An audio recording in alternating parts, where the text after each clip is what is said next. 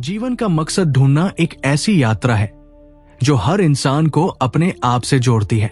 सोचिए, जब आप सुबह आंख खोलते हैं तो क्या चीज आपको बिस्तर से बाहर लाती है? क्या कोई ऐसा काम है जो आपके दिल को छूता हो, जो आपको इतनी खुशी दे कि आप उसमें खो जाएं? या फिर आप बस दिनचर्या में फंसे हैं?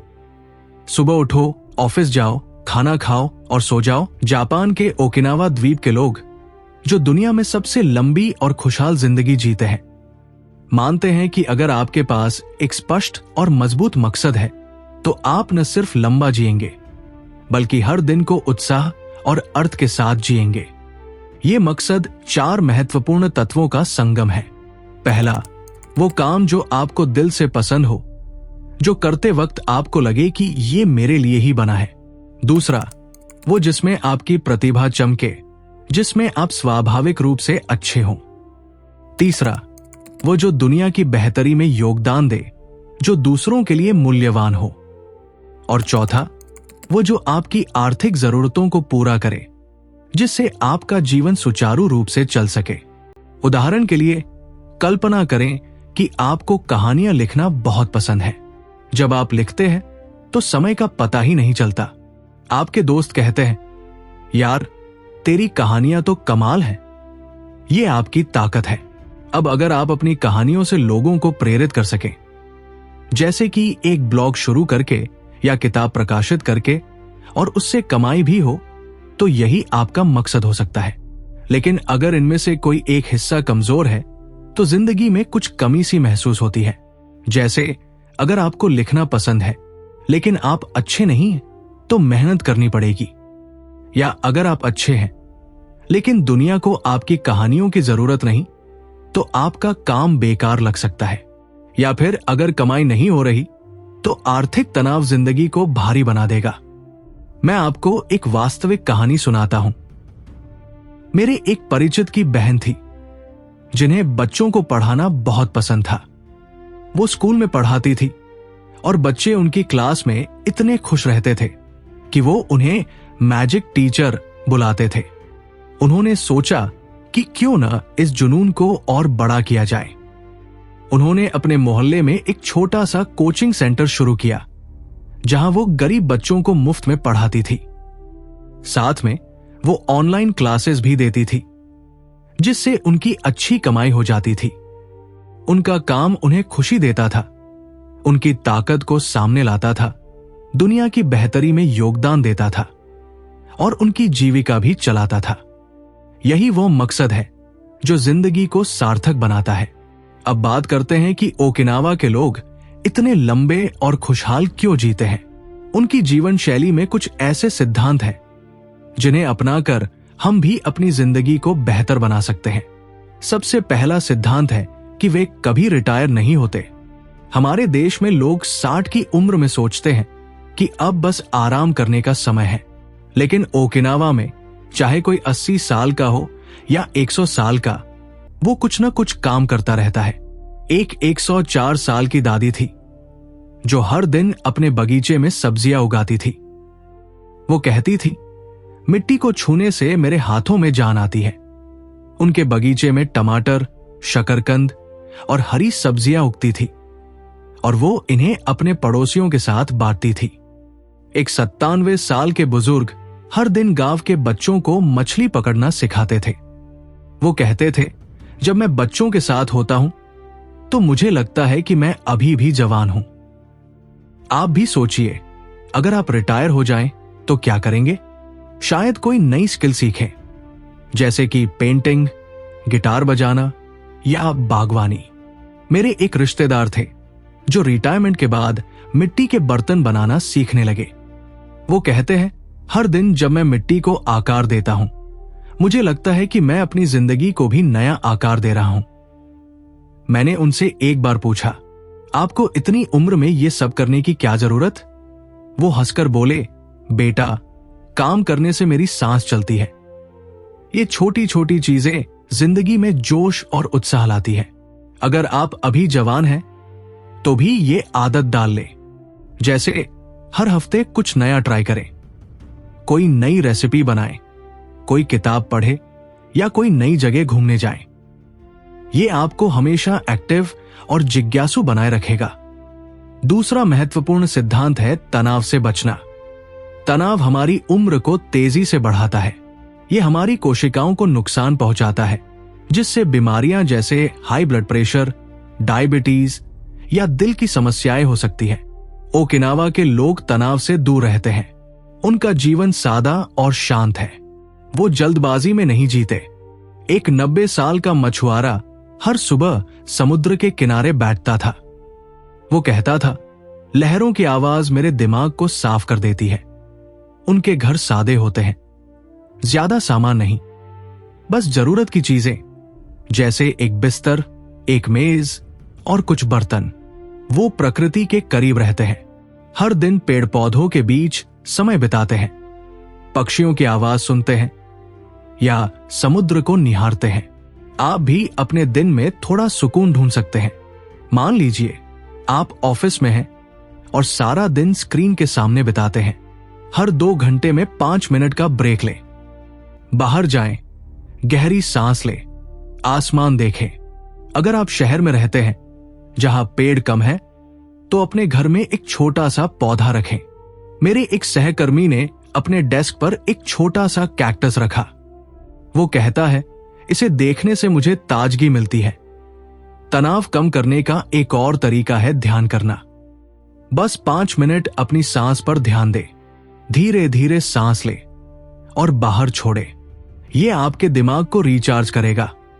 मैंने एक बार अपने एक दोस्त को यह सुझाव दिया जो हमेशा काम की टेंशन में रहता था। उसने 10 मिनट रोज ध्यान शुरू किया और 1 हफ्ते बाद बोला, यार मुझे लगता है मेरे कंधों से बोझ उतर गया। अब खान पान की बात करते हैं। ओकिनावा के लोग एक खास नियम फॉलो करते हैं, जिसका मतलब है कि वो अपने पेट को सिर्फ 80% भरते हैं। यानी जब आपको लगे कि आपका पेट लगभग भर गया, तो बस रुक जाएं। हमारे यहां लोग अक्सर इतना खाते हैं कि पेट फूल जाता है, लेकिन वो ऐसा नहीं करते। वो छोटी छोटी प्लेट में खाते हैं, धीरे धीरे चबाते हैं और खाने का पूरा मजा लेते हैं। उनका आहार ज्यादातर पौधों पर आधारित है। सब्जियां, शकरकंद, टोफू, मिसो सूप, समुद्री शैवाल और थोड़ी सी मछली। एक दिन में वो 18 अलग अलग चीजें खाते हैं, लेकिन हर चीज की मात्रा कम होती है। चीनी और नमक का इस्तेमाल बहुत कम होता है। उनकी हरी चाय तो जैसे जिंदगी का अमृत है। ये एंटीऑक्सीडेंट से भरी होती है, जो कैंसर और बुढ़ापे से बचाती है। एक 95 साल की दादी थी जो हर दिन शकरकंद और मिसो सूप खाती थी। वो कहती थी, ये मेरा ईंधन है, इससे मेरा शरीर और दिमाग दोनों तेज रहते हैं। मैंने ये बात अपनी मम्मी को बताई तो वो हंस पड़ी और बोली, तो अब मैं भी रोज शकरकंद खाऊंगी। आप भी इसे अपनी जिंदगी में आसानी से ला सकते हैं। छोटी प्लेट लें, खाने को छोटे छोटे टुकड़ों में काटें और टीवी या मोबाइल देखते वक्त नहीं, बल्कि ध्यान से खाएं। अगर मीठा खाने का मन हो तो फल चुनें, जैसे संतरा, सेब या केला। रोजाना 5 से 7 तरह की सब्जियां खाने की कोशिश करें। पालक, गाजर, भिंडी, ब्रोकली या लौकी। इससे आपका वजन नियंत्रित रहेगा, दिल स्वस्थ रहेगा और डायबिटीज का खतरा कम होगा। मेरे एक दोस्त ने यह ट्राई किया। उसने 1 महीने तक ज्यादा सब्जियां और कम तला भुना खाया और बोला, मुझे इतना हल्का और एनर्जेटिक फील हो रहा है जैसे मैं 10 साल जवान हो गया। व्यायाम की बात करें तो ओकिनावा के लोग जिम में घंटों वेटलिफ्टिंग या ट्रेडमिल पर दौड़ने नहीं जाते। उनकी फिटनेस का राज है रोजमर्रा की छोटी छोटी गतिविधियां। वो हर दिन पैदल चलते हैं, अपने बगीचे में काम करते हैं या हल्की स्ट्रेचिंग करते हैं। एक खास व्यायाम है जिसे वो रेडियो ताइसो कहते हैं। ये 5 से 10 मिनट का सुबह का व्यायाम है, जिसमें हाथ पैर हिलाना, झुकना और गहरी सांस लेना शामिल है। पूरे जापान में लोग इसे रेडियो पर एक साथ करते हैं। ये इतना आसान है कि 90 साल का बुजुर्ग भी इसे कर सकता है। एक 100 साल के दादाजी ने बताया, मैं हर सुबह ये करता हूं और मेरे घुटने अब भी मजबूत है। वो योगा, ताई ची और क्यूगोंग जैसी चीजें भी करते हैं। ताई ची में धीमी धीमी गतियां होती है जो शरीर का संतुलन और लचीलापन बढ़ाती है। योगा से सांस नियंत्रित होती है और तनाव कम होता है। मेरे एक पड़ोसी अंकल हर सुबह पार्क में ताई ची करते हैं।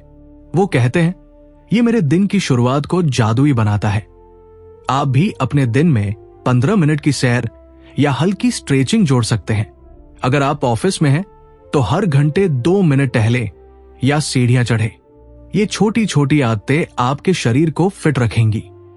एक और रोचक तकनीक है 6 हीलिंग साउंड्स। ये चीन से आई एक प्राचीन विधि है जिसमें अलग अलग ध्वनियां निकालकर शरीर के अंगों को ठीक किया जाता है। जैसे फेफड़ों के लिए स्ने ध्वनि या दिल के लिए हाँ ध्वनि। ये सुनने में थोड़ा अजीब लग सकता है, लेकिन ये सांस को नियंत्रित करता है और तनाव कम करता है। मैंने एक बार इसे आजमाया और 5 मिनट बाद मुझे सचमुच हल्का महसूस हुआ। आप भी इसे ट्राई कर सकते हैं, खासकर अगर आपको ध्यान करना पसंद है। बस एक शांत जगह बैठें और धीरे धीरे इन ध्वनियों को निकालें। ये आपके शरीर और दिमाग को रिलैक्स करेगा। अब मानसिक स्वास्थ्य की बात करते हैं। जिंदगी में मुश्किलें तो आती ही हैं। कभी नौकरी में दिक्कत, कभी रिश्तों में तनाव, कभी पैसों की चिंता। लेकिन ओकिनावा के लोग इन मुश्किलों को अलग तरह से देखते हैं। वो वाबी साबी की सोच में यकीन रखते हैं, जिसका मतलब है कि अपूर्णता में भी सुंदरता होती है। जैसे एक टूटा हुआ कप भी सुंदर हो सकता है अगर उसमें कोई कहानी हो।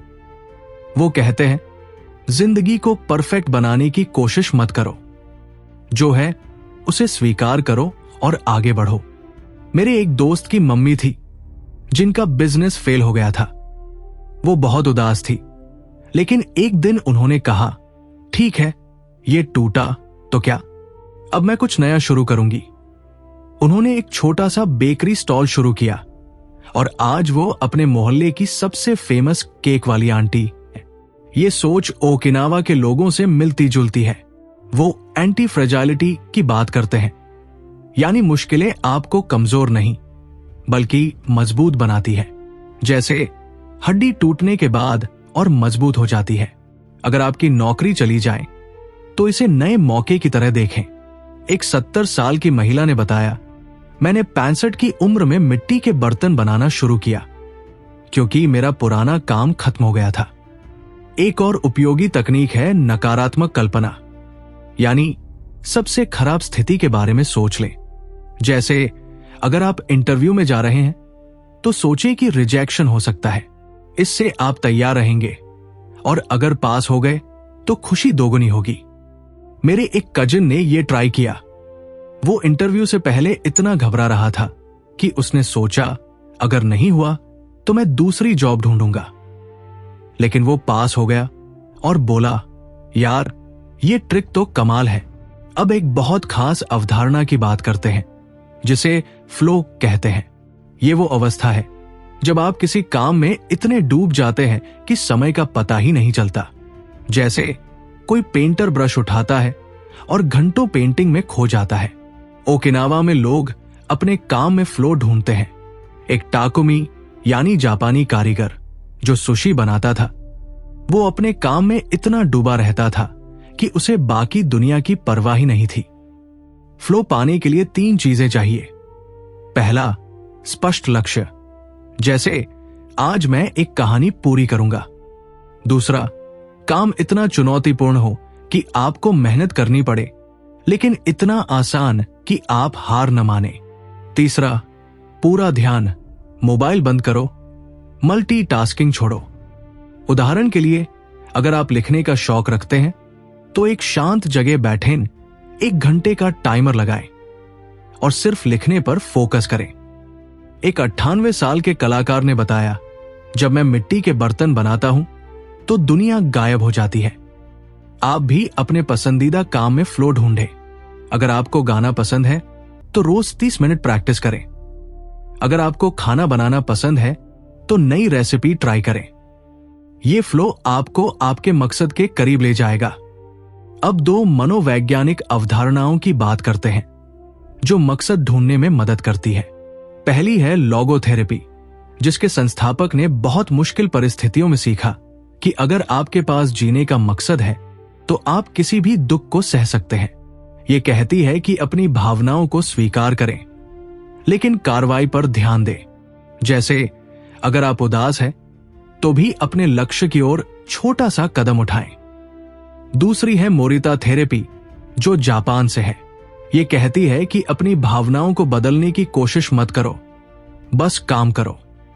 जैसे अगर आप डिप्रेशन में हैं तो भी सुबह उठकर अपने बगीचे में पानी डालें। धीरे धीरे आपका मूड ठीक होगा। एक 90 साल की महिला ने बताया, मैं हर दिन बच्चों को कहानियां सुनाती हूं, चाहे मेरा मूड कैसा हो। ये मुझे खुशी देता है। आप भी छोटे छोटे काम शुरू करें, जैसे रोज 10 मिनट किताब पढ़ें या अपने घर को साफ करें। ये छोटी आदतें आपको आपके मकसद की ओर ले जाएंगी। सामाजिक बंधन भी बहुत जरूरी है। ओकिनावा में लोग मोआई नाम के छोटे छोटे समूह बनाते हैं, जहां लोग एक दूसरे की मदद करते हैं। जैसे अगर किसी का बगीचा खराब हो जाए तो पूरा मोआई मिलकर उसे ठीक करता है। ये दोस्तियां उन्हें अकेलेपन से बचाती है। शोध कहता है कि अच्छे दोस्तों से उम्र 22% तक बढ़ सकती है। एक 97 साल का बुजुर्ग हर शाम अपने दोस्तों के साथ चाय पीता था। वो कहता था, मेरे दोस्त मेरी ताकत है। आप भी अपने दोस्तों से नियमित मिले। अगर दोस्त कम है तो नए बनाएं। जैसे किसी बुक क्लब में शामिल हो या अपने पड़ोसियों से बात शुरू करें। छोटी छोटी बातें जैसे हाय कैसा चल रहा है, बंधन को मजबूत करती है। मुस्कुराएं, क्योंकि ये न सिर्फ आपको खुश रखता है बल्कि दूसरों को भी अच्छा लगता है। मैंने एक बार अपने ऑफिस में एक नए सहकर्मी से बस यूं ही बात शुरू की और आज वो मेरा अच्छा दोस्त है। प्रकृति से जुड़ना भी ओकिनावा के लोगों की आदत है। वो हर दिन पेड़ पौधों के बीच समय बिताते हैं। एक बुजुर्ग ने बताया, मैं हर सुबह अपने बगीचे में बैठता हूं, पक्षियों की आवाज सुनता हूं। ये मुझे जीवित रखता है। आप भी अपने घर में कुछ पौधे लगाएं या पार्क में टहलें। प्रकृति तनाव कम करती है और दिमाग को ताजा रखती है। मेरे एक दोस्त ने अपने घर की बालकनी में तुलसी और पुदीने के पौधे लगाए। वो कहता है, इनकी खुशबू मुझे हर सुबह नई ऊर्जा देती है। आभार व्यक्त करना भी बहुत जरूरी है। ओकिनावा के लोग हर दिन के लिए शुक्रगुजार रहते हैं। वो रात को सोने से पहले अच्छी बातें याद करते हैं, जैसे आज मेरे पोते ने मुझे हंसाया। आप भी एक डायरी रखें जिसमें रोज 3 ऐसी चीजें लिखें जिनके लिए आप शुक्रगुजार हैं। मेरे एक कलीग ने यह शुरू किया और वो कहता है, अब मुझे हर दिन में कुछ न कुछ अच्छा दिखता है। अब कुछ सुनहरे नियम जो ओकिनावा के बुजुर्गों से सीखे गए हैं। पहला, हमेशा सक्रिय रहें, कभी रिटायर न हो। दूसरा, धीरे जिए, जल्दबाजी छोड़े। तीसरा, पेट को 80% ही भरें। चौथा, अच्छे दोस्त बनाएं। पांचवा, अपने शरीर को फिट रखें। छठा, मुस्कुराएं। सातवां, प्रकृति से जुड़े। आठवां, आभार व्यक्त करें। नौवां, वर्तमान में जिए। 10वां, अपने मकसद को फॉलो करें। इसे अपनी जिंदगी में लाने के लिए एक कागज लें और 4 कॉलम बनाएं। पहले में लिखें कि आपको क्या पसंद है, जैसे गाना, नाचना या खाना बनाना। दूसरे में लिखें कि आप किसमें अच्छे हैं, जैसे लिखना, डिजाइनिंग या बच्चों को पढ़ाना।